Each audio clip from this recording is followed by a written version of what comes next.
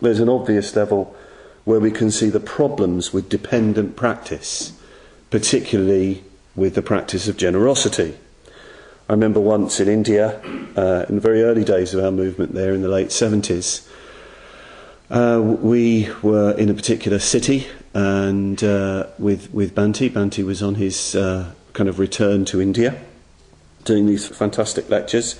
But unfortunately, because he'd had such a heavy schedule, he'd just travelled from New Zealand, where he'd been very active, and he's very active in India. Unfortunately, he got a very, very high fever. He got very ill and he couldn't leave his sick bed. And we'd been invited for a meal by an old kind of devotee of Bhante's, and Bhante said, well, I can't go. You'll have to go, and give my apologies, and I can't do it. I can't leave my bed. And he was very, very weak, and he was disappointed he couldn't go. He didn't want to let down his old devotee. And we turned up, Lokamitra and myself and others, and our host was furious. He started to lay into Lokamitra and say, bring him here.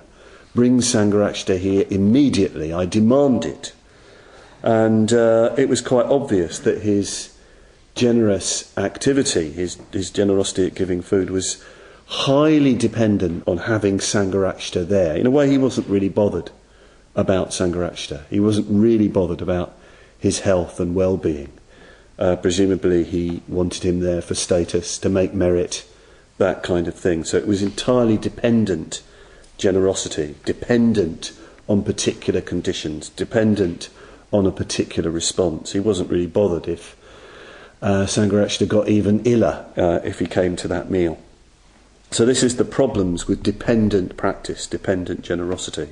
You see it in relationships, don't you, where apparently, within this wonderful love affair you have this selfless mutual generosity, but when one of the parties decides to leave or do something different, suddenly the selfless generosity is not happening, and there's acrimony and so on, and people want things back that they've given so freely and so fully.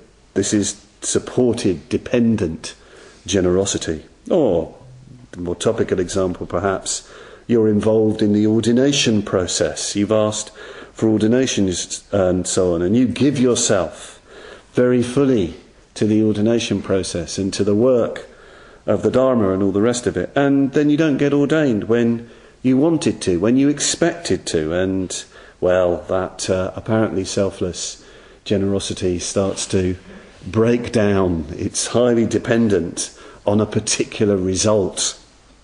I'm sure you can think of examples in your own experience here. Another one, from the other side, as it were. There you are, an order member. You've been an order member a long time. You're working away at your centre or in your community, and some really bright people are coming on, and you think, great, they're going to get ordained, this is going to be wonderful. And then they say, I don't want this anymore.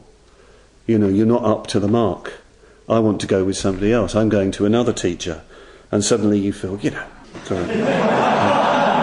And all that kind of selfless, generous giving of the Dharma and your time and energy. Well, it's shown up for what it is, that you were dependent on a particular result. This guy, being with you in your community so it runs well and all the rest of it. I'm sure there's lots of examples here. So generosity that is supported, that is dependent, that is defined by signs and circumstances is limited. It will run out. It will end when conditions and signs and circumstances change. Practice of all the paramitas that is supported by things, whether of sense objects or limited notions, they will run out. Our practice, conditioned practice, runs out when the conditions change. That's what I'm trying to say.